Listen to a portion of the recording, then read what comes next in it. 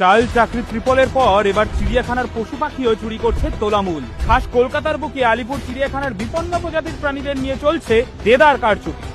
সরকারি তথ্য অনুযায়ী 2021-22 অর্থবর্ষের শেষ অবধি আলিপুর চিড়িয়াখানায় বিরল প্রজাতির 190টি প্রাণী ছিল, কিন্তু তার পরের দিন নতুন অর্থবর্ষ শুরুর সময় প্রাণীর সংখ্যা কমে দাঁড়ায় মাত্র 131টি। মাত্র একদিনের ব্যবধানে উধাও 59টি প্রাণী। বাস্তবে সম্ভব? ঠিক এই জায়গাতেই উঠছে প্রশ্ন, ওরা আদৌ বেঁচে আছে তো? যে চিড়িয়াখানায় সিংহের বাচ্চাও জন্মায় মমতা বন্দ্যোপাধ্যায়ের অনুপ্রেরণায়, সেখানে 49টি বিপন্ন প্রাণী উধাও হচ্ছে কিভাবে? কার অনুপ্রেরণায়? নাকি পশুদের চামড়া, নখ এবং অন্যান্য অঙ্গ কালোবাজারে বিক্রি করে বিপুল টাকা কামাচ্ছে তোলামূল? দেশের অন্য কোন চিড়িয়াখানায় এই হিসেবের গরমিল নেই, একমাত্র আলিপুরে আছে, কয়েক বছর ধরেই আছে। 2016-17 অর্থবর্ষের শেষ দিনেও চিড়িয়াখানাটিতে বিপন্ন প্রাণীর সংখ্যা ছিল 1186, কিন্তু এর একদিন পরেই এই সংখ্যা কমে দাঁড়ায় 929টিতে।